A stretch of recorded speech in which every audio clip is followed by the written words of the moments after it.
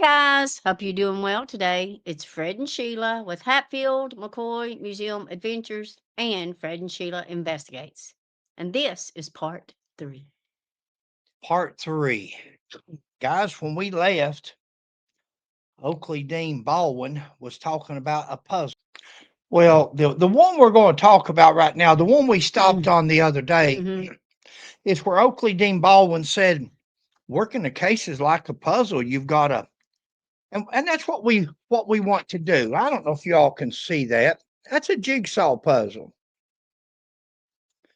Imagine all of those jigsaw puzzle pieces.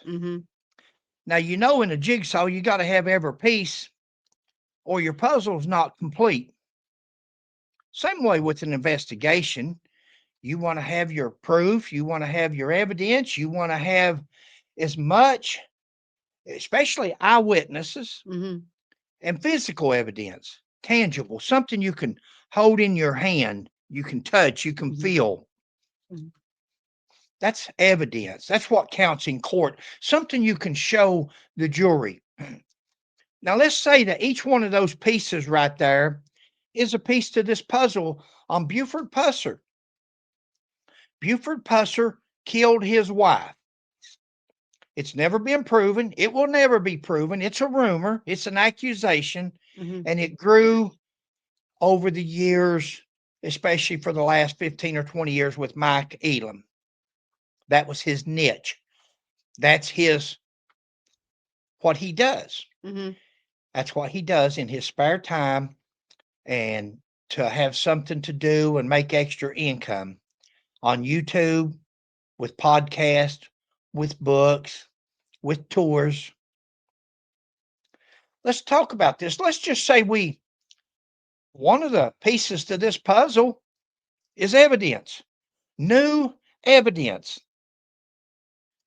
Mark Davison says in that news release for August the 29th, he says that what opened this case back up was new evidence. What was the new evidence? The new evidence was supposedly an M1 30 caliber rifle. Right. We won't, let's don't go into Mike Elam saying it was stolen from the Air Force. Let's don't go into Ricky Plunk saying it was probably used in the ambush. Let's don't go into it coming from O'Neill Moffett. Let's don't go into any of that. Let's just go with the new evidence. What did Mark Davison say about the new evidence during the press conference when he was talking to reporters? I've got it over there, but Mark Davison and David Roush said that when they asked if the gun compared to the autopsy, they said it was the same caliber and the same type of weapon. It's an M1 carbine 30 caliber rifle. There was 6.2 million of those guns made. 6.2 million. Exactly. That's the new evidence, guys. So that piece of the puzzle there, let's just say number 1 right here, that piece of the puzzle, let's X it out. Okay? Number 1's X'd out. I'll put you in charge of that, babe. Okay. Number 2, blood splatter evidence. They're saying that there was blood splatter evidence on that 1967 Plymouth Ferry 1. They're saying that some of it was blood splatter and some of it was blood drippings. Yeah. But they're saying that was evidence. Now, they sent that blood splatter off to the FBI, and the FBI sent a report back and said that the blood splatter on the outside windshield and the hood was inconclusive. Inconclusive. They couldn't even tell whose blood that was. So, with Pauline being killed outside the vehicle and put in, number 2, exit out. There's no evidence there. Okay. Let's go one step further. Okay. Blood splatter evidence. Where is it? Where can we look at it today with DNA and more sophisticated? Where is it? the blood splatter, blood drippings, blood samples, blood evidence is no more. It has been lost. Mhm. Mhm. Okay. Number three, jawbone was not blown off. They say that Buford Pusser's jawbone was not blown off. You'll hear Mr. Baldwin here after a while or in the next video.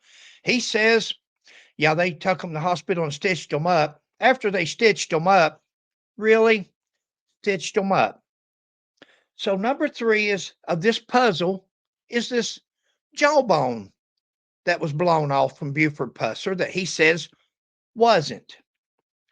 She's going to put a news article about right here from P.D. Plunk from 1967 that says he went into the field and found a piece of Buford Pusser's jawbone.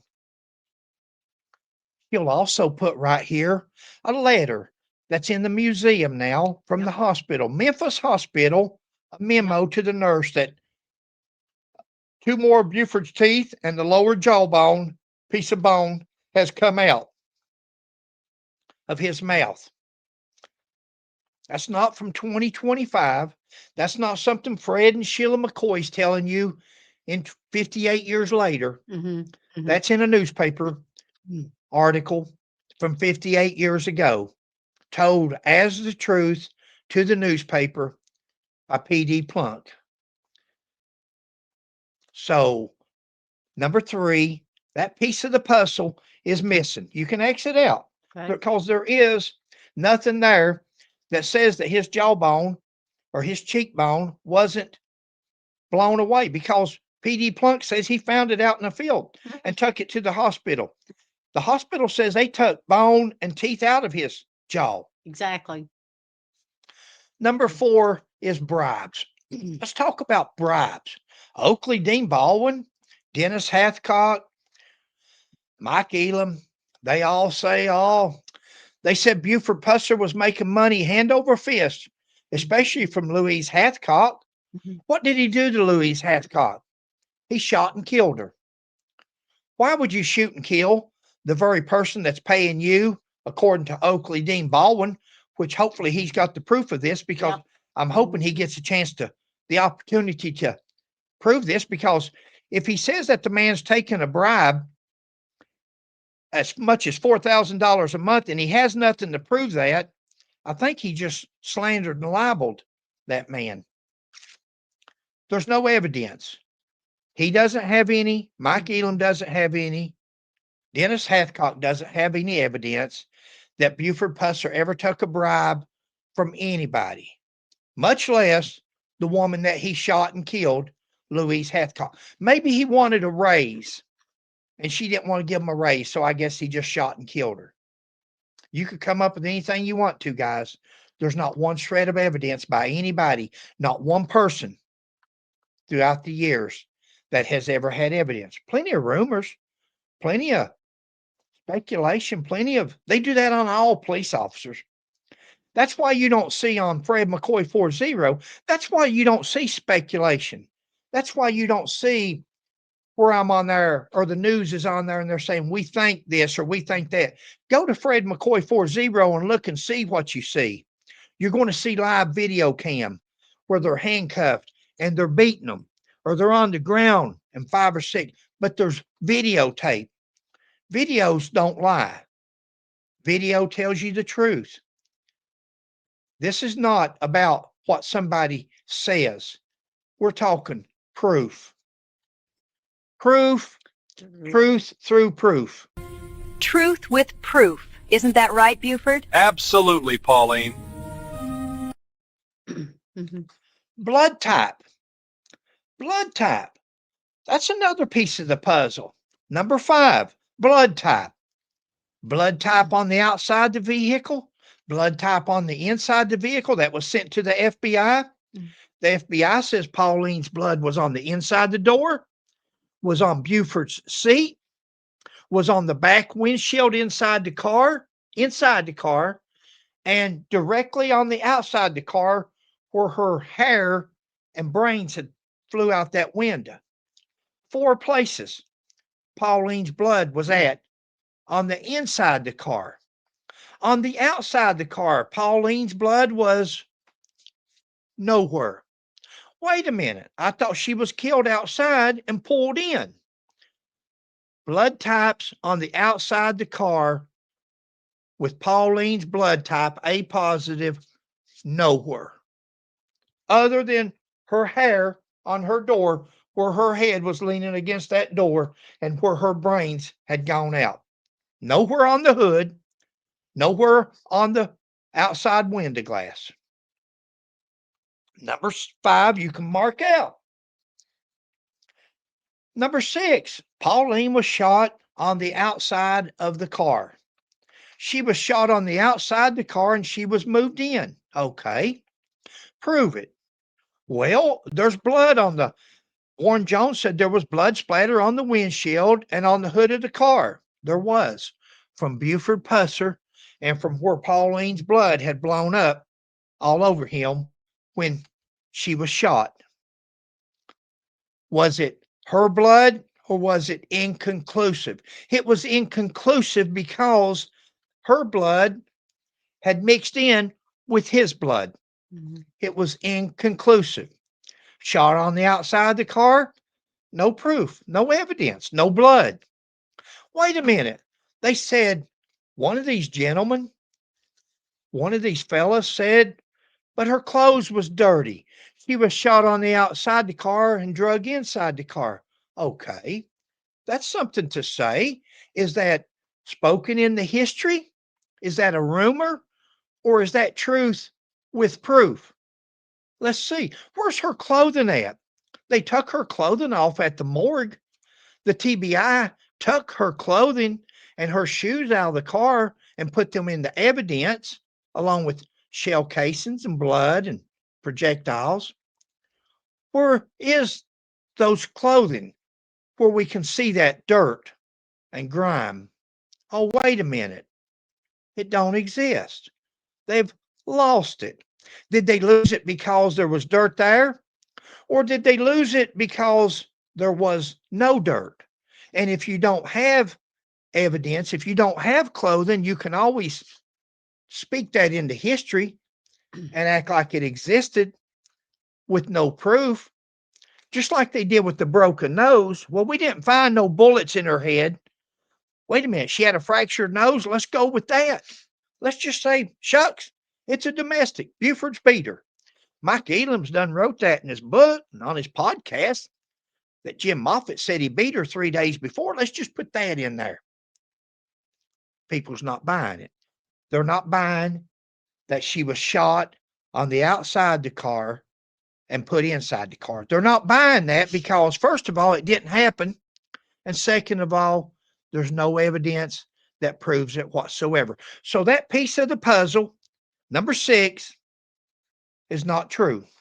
Okay, got it. Number 7, Buford taking kickbacks. Where is it? Same way with the bribes. Where are the kickbacks? Where's the photographs? Where's the tapes?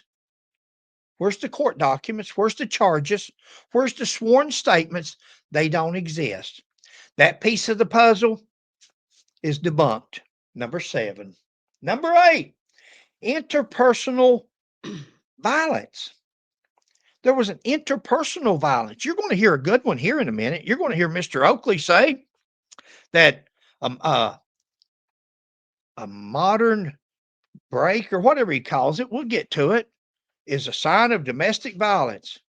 He made that up. He spoke that into history. Doesn't pertain to domestic violence at all. You can make anything you want to pertain to domestic violence. I've got a handful of hair here. Oh, he must have domestic violenced her. She's got a broke nose. She's had a broken jaw. She's got a messed up knee where she was flipping me in karate and where she was doing the rain dance with the kids and where her knees messed up. Maybe I broke that instead of breaking it while she was doing a flip on me. Yeah. Maybe I broke it and I kicked her in the side of her leg, got mad at her and kicked her. I guess you could take either one because she's got pins in her knee. Yeah. She's had to have ligaments and stuff put in. Yeah, I'd have Three surgery. surgeries. You could say that. That's a possible domestic down there. I It's had also possible that she messed it up from playing with kids or from flipping me. I had to have a goiter taken out, so I've got a scar across my neck. Does that Can, mean that he cut my throat? can y'all see that neck? They probably can't see it, but yeah. I wish they could. Yeah, I had a goiter that was 3.5 times the size it should have been. Can y'all see her neck Scar there? right That here. scar? Guys, after she got that surgery, she had a goiter removed. And after she had that surgery, she had a cut from right there and she had a big band-aid, not a band-aid, big gauze or something. Well, he had removed it that day, so all you saw was the Stitches. stitches Yeah. and my throat had been slit. We stopped at McDonald's to eat on the way back from the doctor after they removed the bandage, and you can still see the stitches and look pretty gross. We stopped at McDonald's to eat and we're in line. This guy just kept standing around and kept staring at her, kept staring at Sheila. And I knew it made her uncomfortable. I knew it made her because you could tell she was self-conscious. Yeah. And finally, he looked about the third or fourth time, and I said, "I'll tell you what, you ever act like that again, and you think I cut your throat, then you wait till the next time." I made some kind of reference to Sheila that I'd cut her throat. Yeah. I said, "You think that was bad? I'll cut it completely in two next time," or whatever I said. Buddy, that guy turned around. He got whiplash. Huh? He got whiplash. He got whiplash from turning around so fast because he thought I'd cut Sheila's throat. Yeah. She had a goiter removed, but Yeah. that's how people can think things. Look at that. And when she's dead and gone, they might say, "Look, our Fred's cut her throat." He didn't. Dr. It don't Doty matter. I did. don't care. I don't care what people Dr. says about Doty me. did. Who wants to steal my reputation? It's mine's not up there with Buford Pussers. What was the number we was on? 7? 7. Buford taking kickbacks. No proof he ever took the first kickback. Number 7's false. Number 8. Oh, interpersonal relationships where we is at.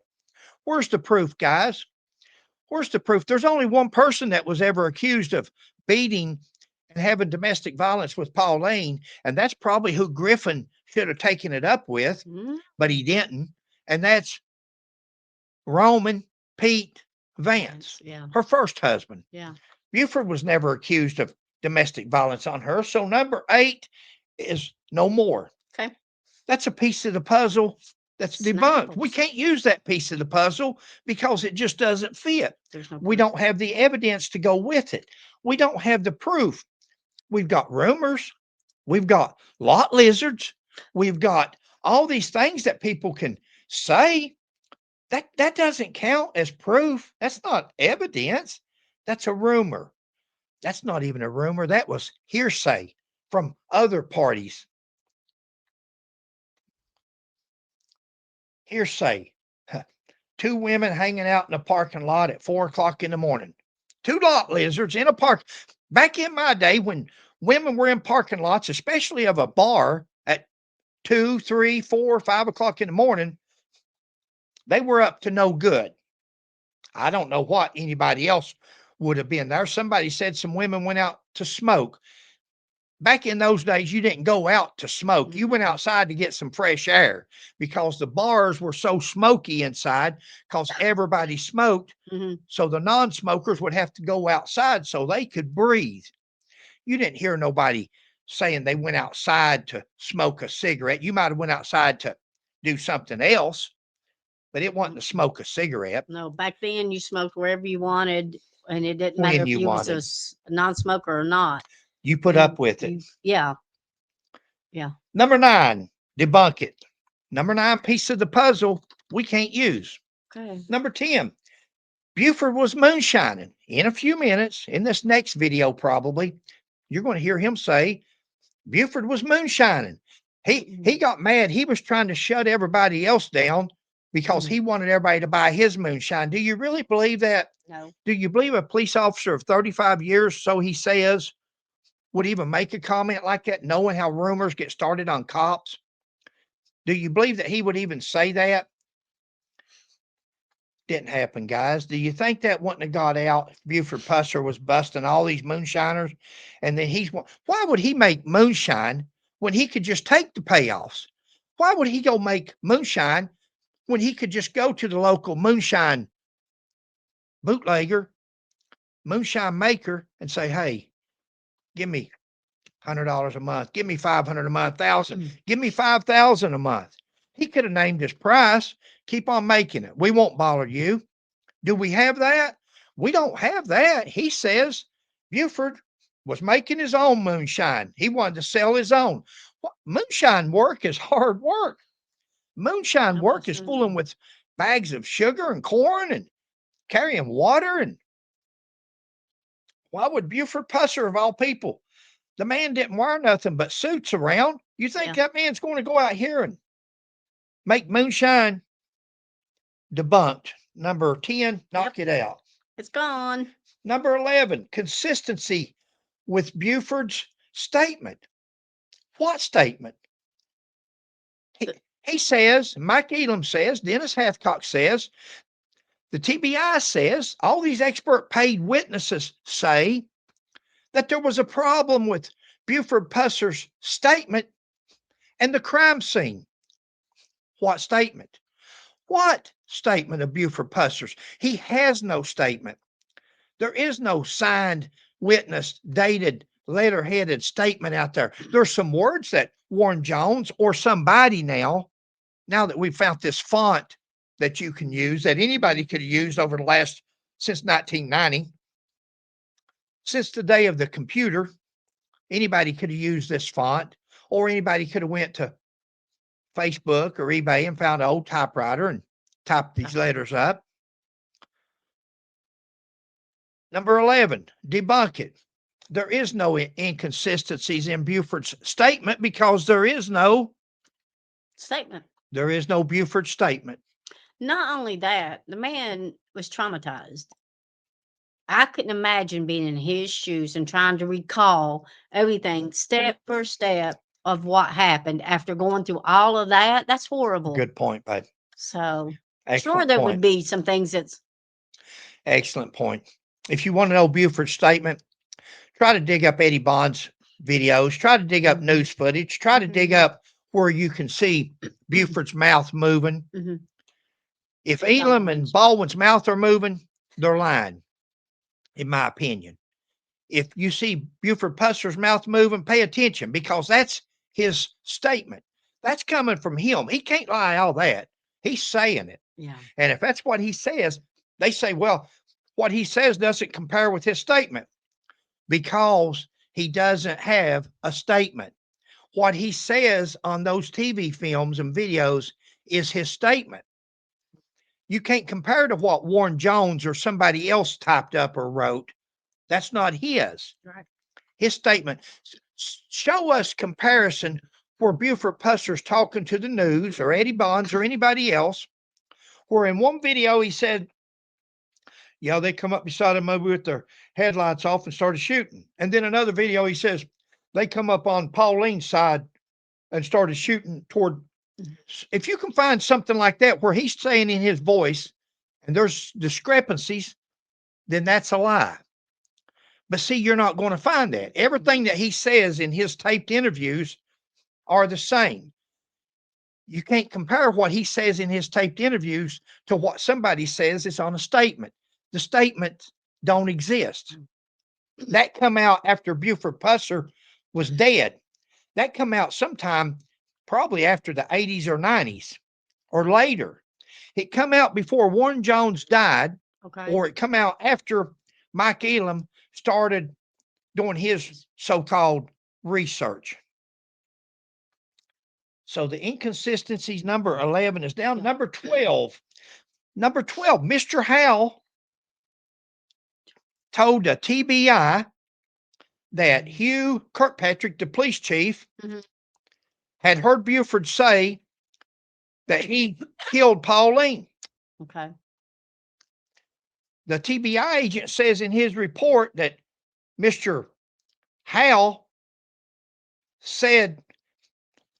wouldn't say that it was Hugh Kirkpatrick, but he grinned. And so they think that Hugh Kirkpatrick done it, had told him that. What kind of evidence is that, guys? From a professional law enforcement agency? This guy, Sheila told me that she didn't lay out till 3 o'clock this morning. She told me that, and then she grinned at me. And that's when I commenced to beating her. That's when you got a domestic. Didn't do it. How many is it? Guys, but she grinned and I said, oh, okay. She grinned, so I'm going to assume that she's telling the truth. No, I'm gonna, Assume I'm now they're going to be kidding. now there's a domestic. Probably a bad analogy there, probably a bad Yeah. example, but Exactly. I agree Mr. with that. Howell said in one of our videotapes Yeah. live Mhm. that the TBI changed his words around. He sure did. What kind of professional law enforcement agency does that? Why would you have a narrative as a law enforcement agency one way or the other?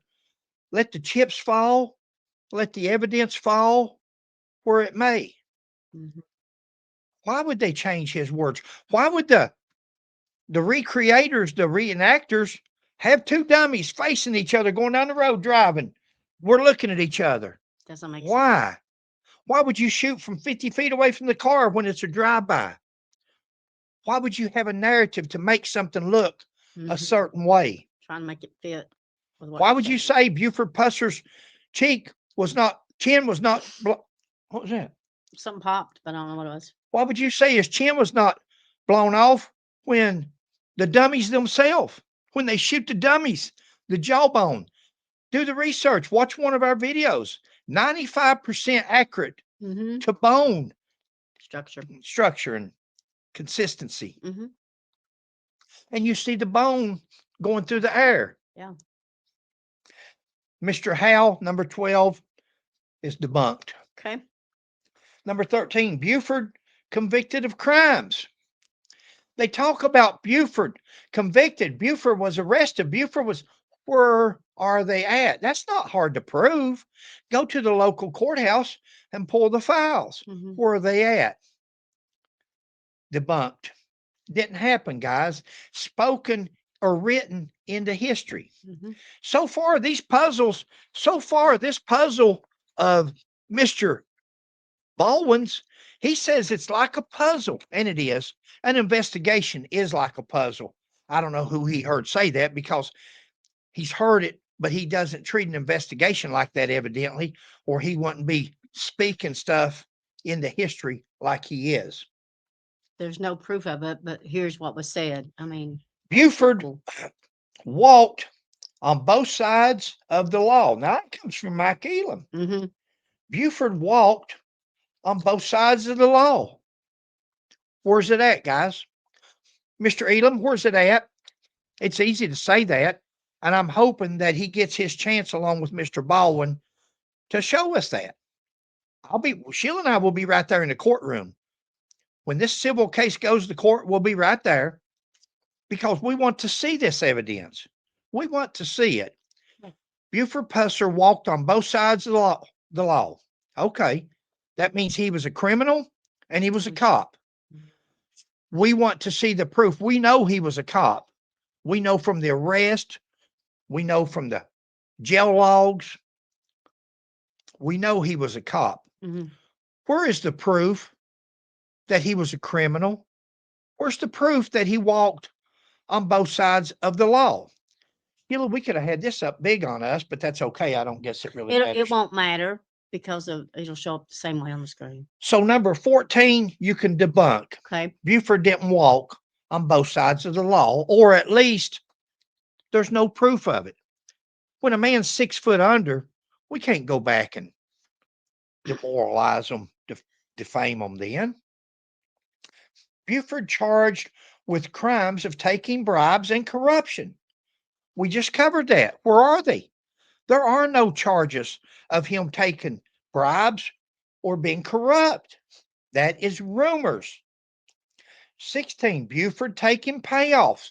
No evidence whatsoever that Buford ever took a payoff. 17, took New Hope Road instead of Highway 45. Why? Show P.D. Plunk's statement. Show rumors. Now show the story. This man right here is going to say, probably in the next video, why did Buford go down New Hope Road? Why didn't he take 64 to 45 and so forth to go to the state line? Why did he do that? Mike Elam asked the same thing. Why did Buford Pusser go down New Hope Road and take the long way rather than going down 45 if he's going to the state line? What's the newspaper say the next day, 1967? P.D. Plunk says in the newspaper that Buford was towed. That's what he told They me. called Carl Pusser at the jail at 4 o'clock in the morning and told Mhm. Carl to send Buford down there. Carl said he's not getting Buford up. He's not waking him up for that. Mhm. At 5 o'clock, they called Buford at home. 5 o'clock, not 4:30, not 4 o'clock. Mhm. 5 o'clock in the morning, they called Buford at home because they finally said, shucks, it's going to be daylight before long. And they called, and according to P.D. Plunk, that was in the newspaper the next day or so. Do you not think that if that wasn't true, Buford would have come out and corrected it, or somebody in the family at that time? Mhm. Not 58 years later. Okay. Yep. And what they tell Buford, babe? They told him that he would come down New Hope, he would find something worth his while. And if he didn't find it there, to come to on down to the state line to Jordan. To Jordan Hollis's. Come out on New Hope Road. You're going to find something interesting. Yep. If you don't, come on down to Jordan Hollis's. Yep. So why would he go down 45 to Jordan Hollis's and then up New Hope? Right. Because it said to go to New Hope first. That's not Oakley Baldwin. That's not Mike Elam. That's P.D. Plunk. That's a day to 2 days later. Look at the date. Date's on top of the newspaper. She'll show it here about right now if she hasn't already. Mhm. So New Hope Road is bogus. There's no evidence there that he done anything wrong by going down New Hope Road. He went down New Hope Road because that's the road he was told to go down. Yep. Go down that one first. So that piece of the puzzle is solved. Number 18, stolen gun of Buford's. Mike Elam says that, and Ricky Plunk, that P.D. Plunk said he went and got the gun out of Buford's trunk after he shot Pauline Pusser. Now, we're to believe that Buford went around and set up 2 crime scenes, at least 2, the bridge and at the Black Cemetery. 2 crime scenes. He staged all this. He should be in Hollywood's where he should have been. Instead of starring in movies, he should have been making movies. He's better than Spielberg because he's got 2 crime scenes. It wasn't good enough for him to stage 1. He's really got to go all out and say, I'm going to really throw him off. I'll have 2 crime scenes. Mm-mm. He's on stolen gun. The stolen gun. Thank you, babe. Said Buford had taken and putting the gun in the trunk of his car. After he shot Pauline, he put it in the trunk of his car. I'll put it in here. Nobody's ever going to look in the trunk of a car that's all shot up and got blood all over it. Nobody will look back there. And then he gets to the hospital and he ain't got no jaw or mouth. He can't talk, but he says, give me a phone. I want to call Petey. Go get that gun out of my car. Mhm. If you all believe that, you know the old saying. I'll tell you what Buford did do. When the rumors got started, and she'll probably put that right here, not that you ain't seen it 100 times. Mhm. Buford did when the rumors got started, when Warren Jones got the rumors going, because Warren Jones didn't like Buford Pusser, and Buford Pusser didn't like Jones. We've heard rumors as to why. We won't put them here because they're rumors. We have no proof. So why do we want to defame Warren Jones? He's also dead. He can't defend himself. But a lot of this stuff that come up, Warren Jones's reports and such, has come from Warren Jones. That's undisputable. That's with his own statement at the letterhead at the top and so forth, where he wrote to the commissioner or he wrote to the FBI about the blood samples. This is his own, where he signed or initialed his signature. Buford got a hold of TBI agent John Sloan and said, hey, here's my 30 caliber M1. Would you care to send it off and get it tested so we can nip these rumors in the bud? Exactly. And they sent his 30 caliber M1 off, got it tested, and it come back clean. Because see, at that time they had casings to compare to. Mhm. At that time they had bullets that come out of the side of the car and the dashboard of the car to compare to. They don't have that now. On the gun that Ricky Plunk's got, they don't have that. They don't have nothing to compare it to other than what Ricky Plunk and Mike Elam shot and kept for what God only knows what reason they kept those projectiles and those marked casings for. Who knows? So we can nip number 18 in the bud. It didn't happen. He sent his gun in and had it tested. Mm-hmm. Number 19, M1 carbine shot Pauline was Buford's. Number 19 was not. That was sent to the FBI. They tested it. The Buford's M1 was not one of the guns that was used at the crime scene. Mm-hmm.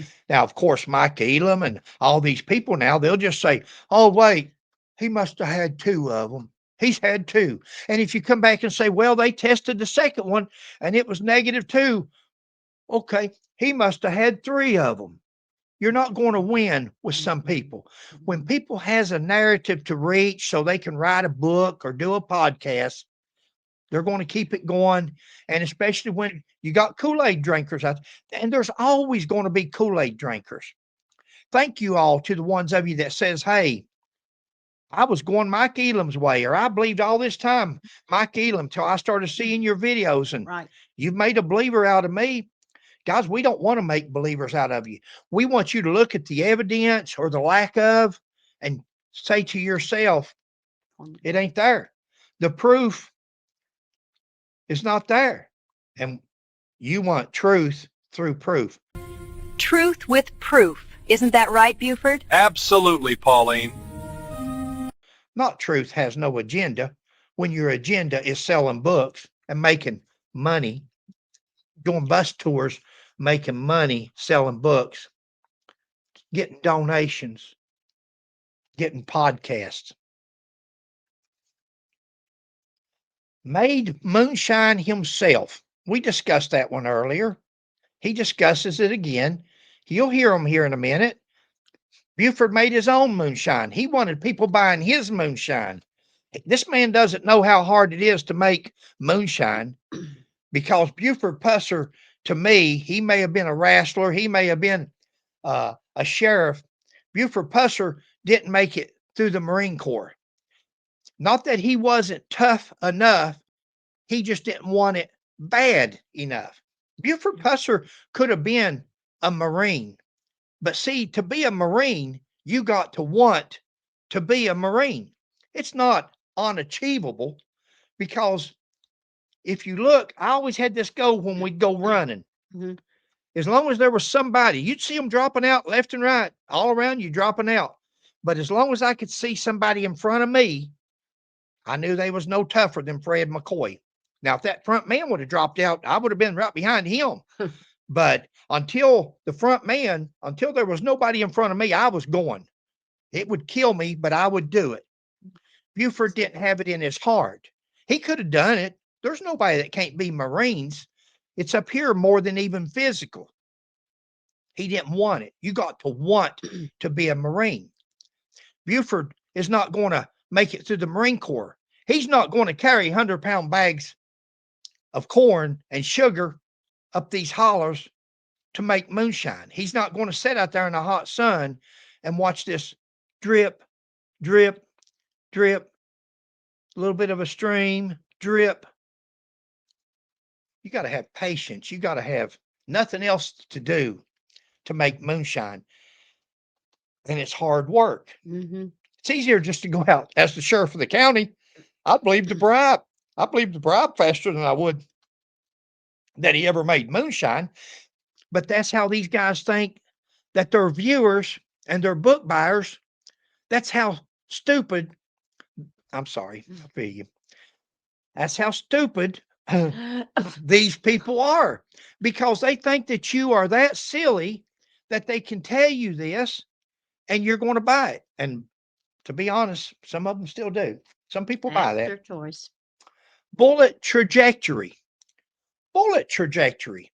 Proof.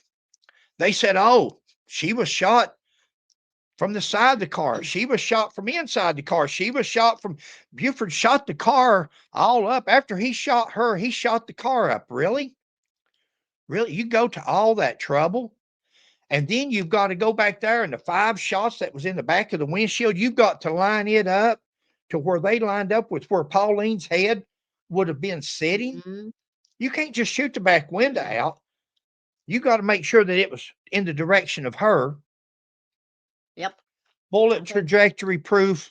There's nothing to it. They got rid of the car. They got rid of the evidence. Yep. Number 22, he was in partners with moonshiners. You could believe that faster than you could that he ever made it himself. He's not. Why would he be in partners with moonshiners? Why? Fake, babe. Just mark it off. I'm not going to. I'm going to kill people. They're going to get mad at me here. Yeah.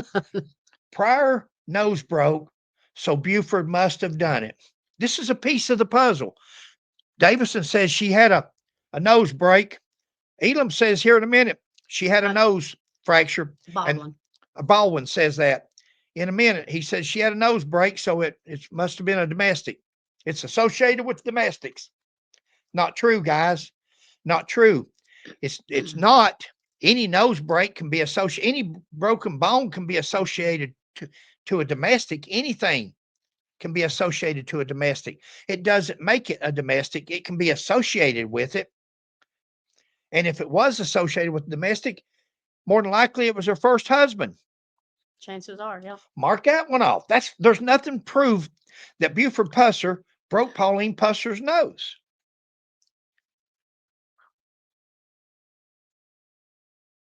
Indictments against Buford. There was indictments against Buford. Really? See, that's great. We're glad to hear that because that's evidence that's there. That's in the court records. You can go back and find that. That's no problem. Where they at? 58 years later, there's indictments on Buford Pusser. Where are they at? We haven't seen them. We haven't seen them. We haven't seen them on Mike Elam's podcast. Did we miss them? I've not watched every video. It's all I could do to watch the ones I have. Evidence is plentiful. He says evidence is plentiful that Buford was corrupt. Really? Where is it? Because so far we're down the right here with X's. Mhm. We haven't seen no evidence. We've heard hearsay. Right. We've heard rumors. We've heard accusations. We've heard slander and libel. We haven't seen nothing. We've heard it spoken in the history. And no doubt in his book, it's written in the history. Doesn't make it true. Ambush file has been missing since 1976, guys. That's a piece of the puzzle. Your file, your 1967, August the 12th, ambush, Pauline Pusser, Buford Pusser file has been missing since 1976. Great. That's a piece of the puzzle. We can tear that up because we know we're missing that piece of the puzzle. So we know this puzzle is not going to be complete because there's another piece that we're missing. Evidence has been missing since 1976. Can you see them? Yeah, that's what I'm looking at. Go ahead. 76. Do you want me to go ahead and read down through there? Yeah. Shoes missing since 1976. Casings missing since 1976.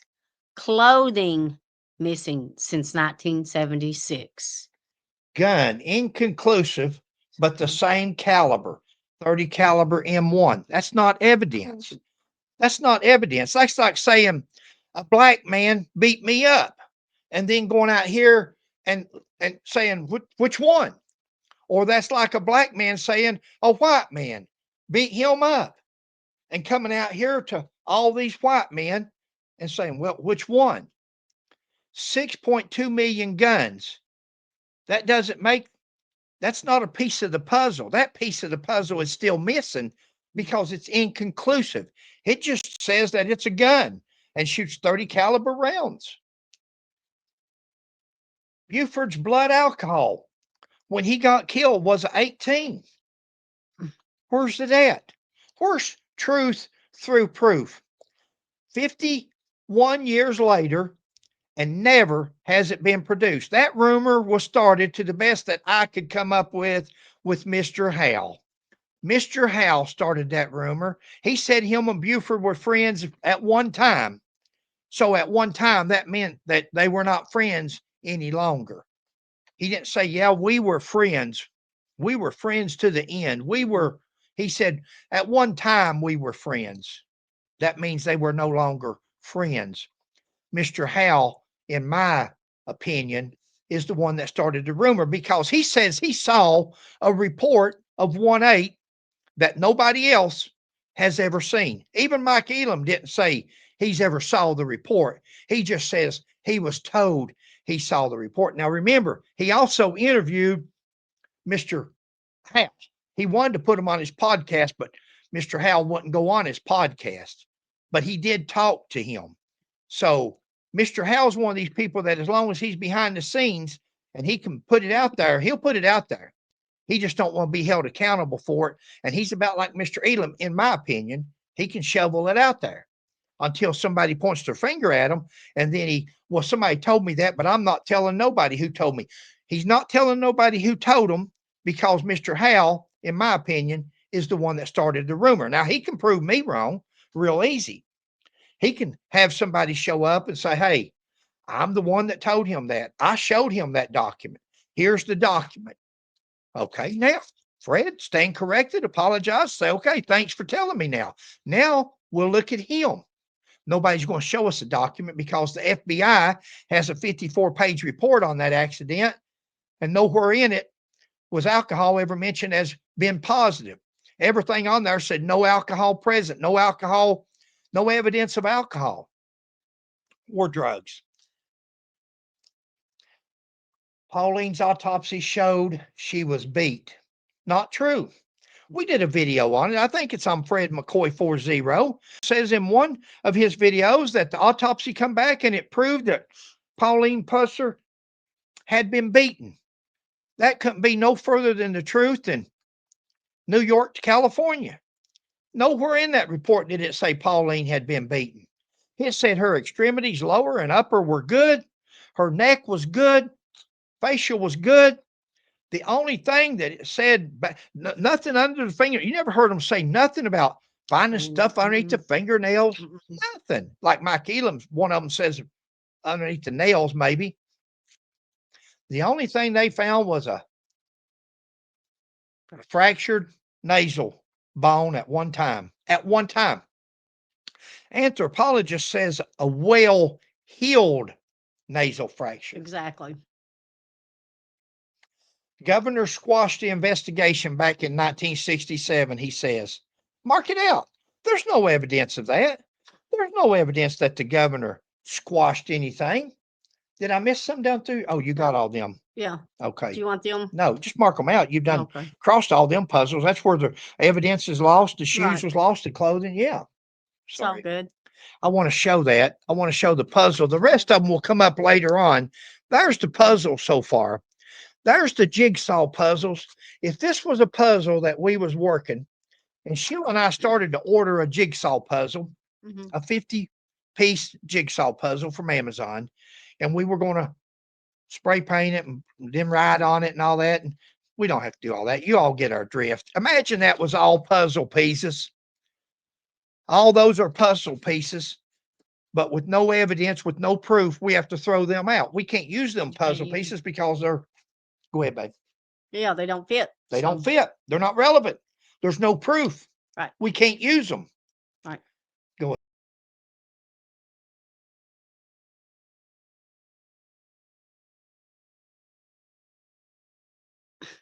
All right, guys. We hope you're doing well. Thanks for watching. Please like, subscribe, and share. And we'll catch you on the next one. Bye. God bless.